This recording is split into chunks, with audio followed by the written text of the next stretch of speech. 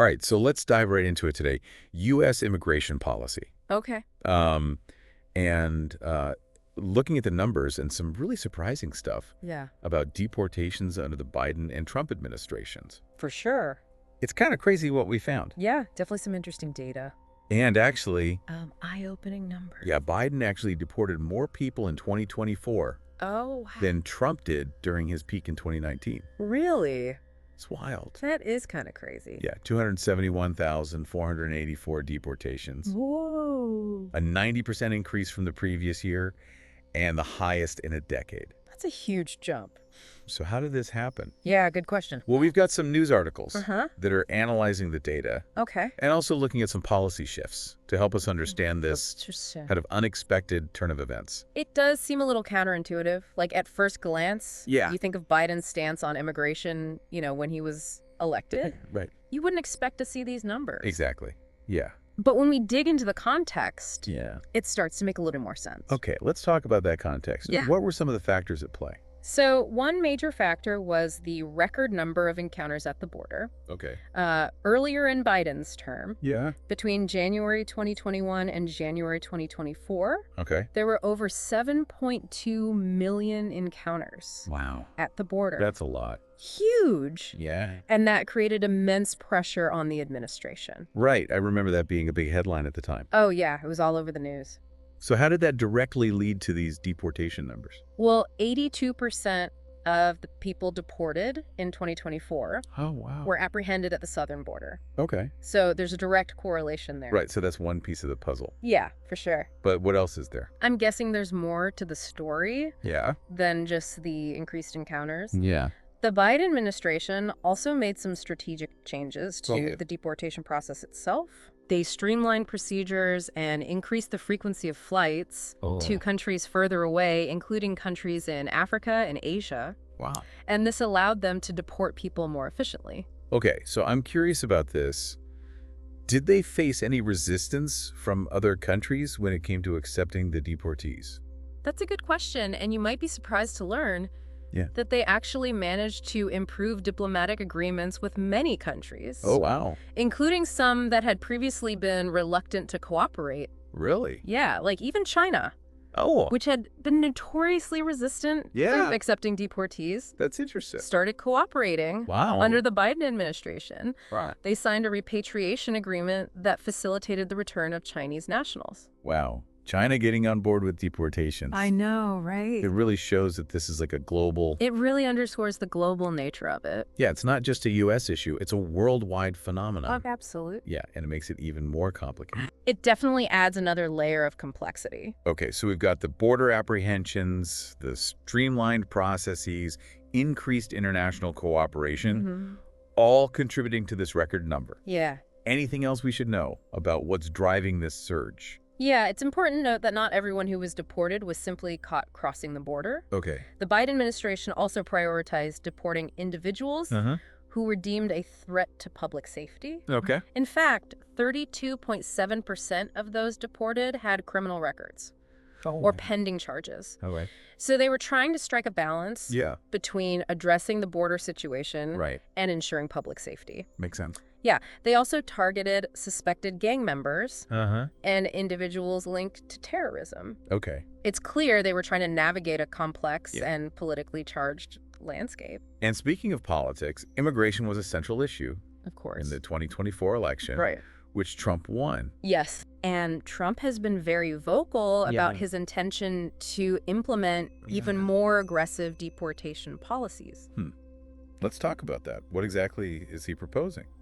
Well, he's talking about targeting potentially millions of undocumented immigrants, Why? not just those with criminal records. So Okay. this would be a massive That's a plan. huge expansion Yeah, of deportation efforts. huge undertaking. Yeah. What kind of challenges might he face? There are a ton trying Yeah. to pull this off. Yeah. Well, for starters, major resource constraints. Oh. ICE would need a significant boost in funding and personnel Right. to handle such a large-scale operation. Yeah. We're talking detention facilities, transportation, legal proceedings, Oh, yeah. all of that. It's not like you can just snap your fingers Exactly. and deport millions of people. No, you need a massive infrastructure in place. Okay, right. And then there are the legal challenges, almost certain to arise. Advocacy groups and state governments would likely file lawsuits challenging the legality of mass deportations. Yeah. So we could see legal battles that drag on for years, creating uncertainty and potentially derailing the whole plan. So it's a really high-stakes game. For sure. With a lot of potential roadblocks. Yeah. And then also, we can't forget the international dimension. Right. He would need continued cooperation Absolutely. from other countries Yeah. to accept these deportees. Exactly. If countries start refusing to take back their citizens, Yeah.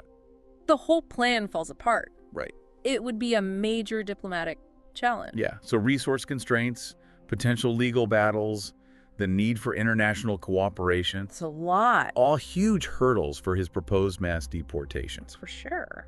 And we haven't even gotten into the ethical considerations Oh, right. Yeah. surrounding such a massive undertaking. Yeah. A lot to unpack there. The potential for family separations, the human cost. Yep. Those are serious concerns Definitely. that need to be part of the conversation. They can't be ignored. All right, we've covered a lot of ground here. We have.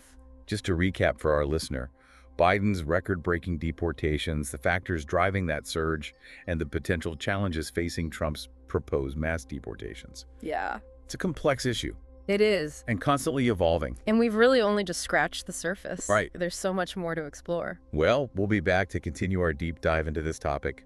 Yes. Stay tuned. Looking forward to it. All right. Welcome back. So we just finished talking about Biden's deportation record and how it actually ended up surpassing Trump's own peak. Yeah. It's kind of wild. Now, let's shift gears a bit Okay. and look at what Trump's saying about the future of immigration policy. Yeah. He's definitely signaled that he wants to take a tougher stance. Okay, so let's get specific. Yeah. What's he actually proposing? His plan is to target potentially millions of undocumented immigrants for deportation. Millions. Yeah. And not just limited to those with criminal records. Yep. It's a much broader scope. So that term, mass deportations, what would that actually look like if it were to happen? Well, we know he's prioritizing those with criminal records and those already facing deportation orders. Okay. But based on what he said, he's casting a much wider net. Okay, so it's not just about going after individuals who are seen as dangerous or pose a threat? No, it seems to be about a much more comprehensive crackdown on undocumented immigrants as a whole. Okay, so let's say, hypothetically, Mm. that he manages to implement this plan. Okay. What would the impact be?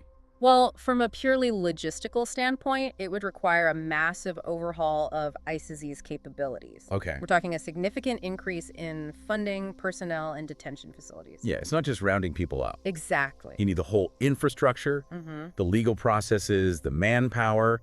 It's a huge operation. Absolutely. And let's not forget about the economic ramifications. Oh, yeah, that's right. Undocumented immigrants play a substantial role in many sectors of the U.S. economy, For sure. particularly agriculture and construction. Yeah. Mass deportations could lead to labor shortages, disrupt industries, and ultimately impact the economy as a whole.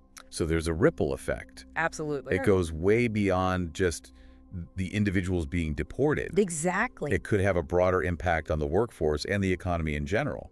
Yeah. And of course, there are the social and humanitarian implications to consider. Right. Mass deportations would tear families apart, disrupt communities, and create widespread fear and uncertainty. These are real people. Lived real life. It's impossible to ignore the human cost of such a policy. And all of this is happening against the backdrop of what's already a highly contentious and divided political climate. Yeah, absolutely. Immigration has become such a polarizing issue. It really has. It's hard to see any easy solutions. It's a complex issue with no simple answers, and that complexity is only magnified when you're talking about mass deportations. So looking ahead, yeah. What are some of the key things to watch for as Trump takes office and starts implementing his immigration agenda? Well, the first thing to watch is how he translates his campaign rhetoric into actual policy. Okay. Will we see concrete plans and legislation aimed at achieving mass deportations? Okay. Or will he moderate his stance once he's in the Oval Office and faced with the realities of governing? Right. There's often a gap between what's said on the campaign trail and what's actually achievable. Absolutely. So it'll be interesting to see how his rhetoric translates into action. Yeah, and we also need to pay close attention to how Congress reacts to his proposals. Okay. Will they support his agenda, or will they push back against his more extreme ideas? Right, so Congress could play a role in sort of reining in Yeah, they could act as a check. on some of the more extreme aspects Exactly, checks and balances. of his agenda. And, of course, we need to keep an eye on the legal challenges that are almost certain to arise. Yeah, those are definitely coming. Advocacy groups and state governments are already gearing up to fight any attempt at mass deportations. Yeah. The courts will likely have the final say on the legality of many of these proposals. Okay, so those legal battles could drag on for years. Oh, absolutely. Creating a lot of uncertainty. Yeah, and potentially delaying or even blocking some of Trump's plans. Okay, so we've got the legislative battles, the legal battles. What about the international implications? Yeah, Trump's approach to immigration, especially his focus on deportations, could have a significant impact on U.S. foreign relations. In what way? Well, it could strain relationships with key allies and trading partners. Okay. And impact diplomatic efforts on a range of issues, not just immigration. So there's a lot at stake here. There is. It's not just about immigration, it's about the U.S.'s role in the world. It's all interconnected, and the consequences of these policies could be far-reaching. All right, so we are entering a new chapter, It seems so. a potentially tumultuous chapter in U.S. immigration policy. It certainly is, and it's a chapter that will require careful observation, thoughtful analysis, and a willingness to engage in difficult conversations. We've covered a lot of ground today, but we're not done yet. No, the conversation is far from over. It's an ongoing debate, Yeah. and one that will continue to shape the political and social landscape of the U.S. for years to come. Absolutely. All right, so we're back for the final part of this deep dive into U.S. immigration policy. Okay.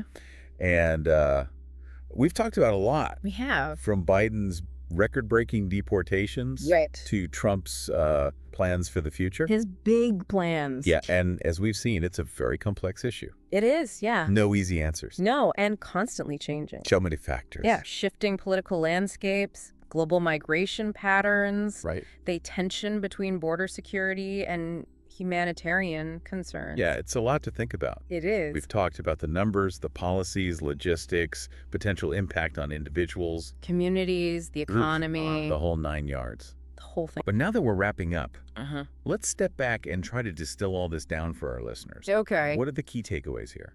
I think the most important takeaway is that U.S. immigration policy is constantly in flux. Okay. It's shaped by so many different forces. Right. Domestic, international. Right. It's complicated. It is. And as we've seen, even a president who comes into office with a certain stance on immigration can find themselves shifting course. Right, they have to adapt. Yeah, in response to unforeseen events and political pressure. Biden's deportations are a perfect example of that. Yeah, for sure. Despite his initial promises Right. of a more humane approach. Yeah, things change. So now with Trump back in office, Yeah, we're likely to see more of a swing definitely. towards enforcement, Yeah. especially with these plans for mass deportations. Right. That seems to be his priority. And his proposals, Uh-huh. while they're logistically very challenging Oh, absolutely. and legally complex, Yeah, they send a clear message they do. about his priorities. Yeah, border control, a hard line on undocumented immigration. But it's not just about the policies themselves. Right. It's about the people affected. Absolutely. Real people with real lives. Yeah, we can't forget that. No, and the human cost of deportation, families being separated, the fear and uncertainty. Yeah, those are all real consequences. And it brings us back to a really crucial question, Okay. one that we hope our listeners will keep thinking about. Okay, give it to us. How can the U.S. reconcile the need for border security with the humanitarian concerns surrounding immigration enforcement? It's a tough question. It is, and it's one that has been debated for decades. And it's not getting any easier. No, especially as global migration patterns continue to evolve. Right. The world is changing, It is. and we have to adapt. We do, and I think engaging in thoughtful discussion, seeking out different perspectives, and recognizing the human element are all essential. Yeah, those are good starting points I think so. for finding a path forward. Well, we hope this deep dive has given our listeners the information and insights they need Yeah. to participate in these conversations, To ask the tough questions. to really understand this issue. Yeah, it's a critical issue. Immigration is an ongoing story, It is. and we all have a role to play We do. in shaping its future. Absolutely. Thanks for joining us on this journey. Thanks for having me.